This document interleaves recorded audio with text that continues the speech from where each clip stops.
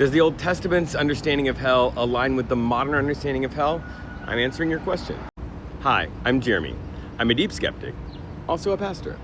So there is a wide range of understandings about the doctrine of hell in the modern world, but I'm assuming that you are meaning the sort of popular version of eternal conscious punishment, burning alive, and complete darkness. So the understanding of the afterlife in the Old Testament, and the word used to describe it, is Sheol.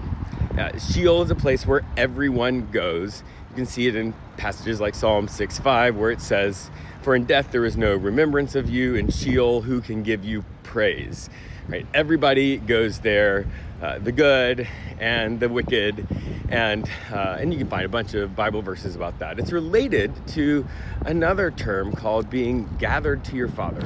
You can see this all over the Old Testament. Like in Genesis 25, it says, Abraham breathed his last breath, died at a ripe old age, was an old man satisfied with life, and he was gathered to his people, or gathered to his fathers.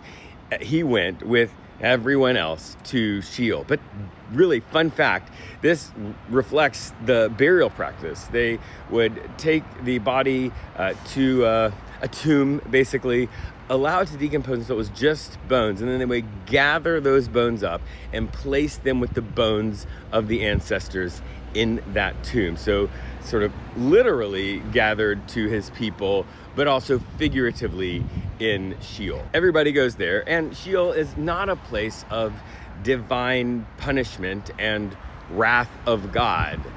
You see that in places like Job 14, where Job says, "Oh, that you would hide me in Sheol until your wrath has passed," right? The wrath of God is not happening in Sheol.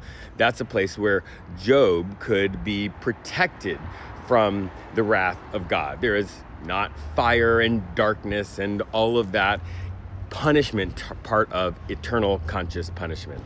But there is development in the Old Testament in regards to the afterlife.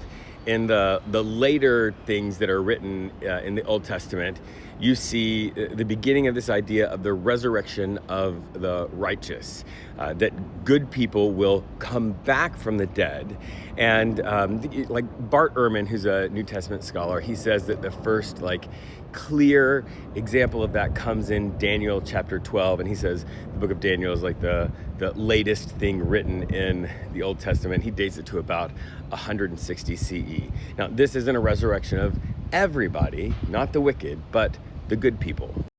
So the closest thing that you can find to hell in the Old Testament, Sheol, bears really no resemblance to this modern understanding of hell as eternal conscious punishment.